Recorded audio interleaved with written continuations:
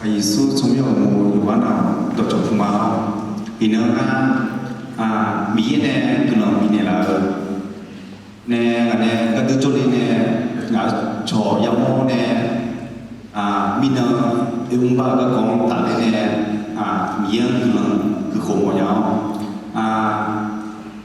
mỹ giờ tụi nó này mỹ nó mô ra nhà nó có gì ngỡ là như từ con cho từ nè ngỡ để gì câu rất là cái mò nè mình thì cũng có mò nghe mình bị tôi nhà gì bây giờ gần lòng ấy được chưa thứ hai mà nếu cứ chưa thì cứ nhà thứ hai mà nếu cứ chưa hôm nay thì nhà thì nó sai thì nó thứ hai rất là các cô là nghe mà ai chỉ cho nhau có gì thực ra đứng với tập hội cho điều nè ngờ để gì là quê mỹ nè cho thì gặp nè lão nè là khai yếu trên nhà đã đứng cho nên thi được mà nên gì đã lô nè cho ba nè là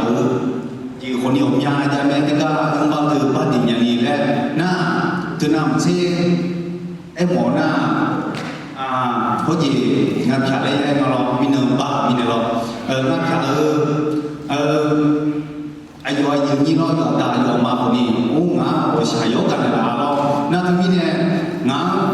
mình gửi lời nhớ của nhà có gì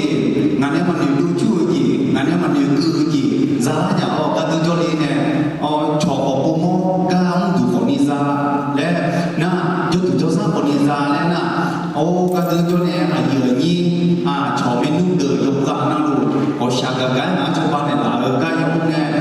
ngã yên từ lớn mà nghe đi chung nhau na từ mình nè dùng cả năng lượng ngã để gì là cái này mình giờ cái bộ chỉ đưa gà mình nè mọi nhà mình giờ cái bộ chỉ đưaด้วยthằng anh mà thế là cái mà thế đưa mà cũng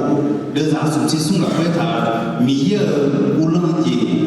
mình giờ sau đó thì thêm cổ này nó thôi chỉ thiếu bốn nó hàng lúa chỉ mỹ bị nẻ mà đấy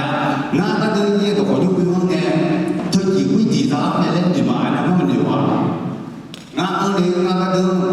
cú này tôi lên nè ngã nó biết cái thứ nè ngã ít một chỗ lên đến người ta đấy em lo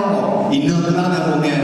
ผมnhớ chỉ cho nhà mình điều cứ chỉ biết thà ngã là cả trên nhà mỹ giờ nó để mua nhà đấy anh để mua nhà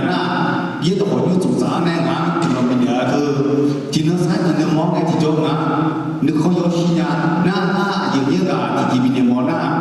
mình giờ những cụ thà thằng món lo mình giờ tổ mình nè rồi để nhà đấy ngư nhà đấy thằng món lo nhưng không chỗ nào dám nhà đấy anh em một nhà chỉ mà xin nhà lo còn đi mình giờ tổ nó mình giờ tổ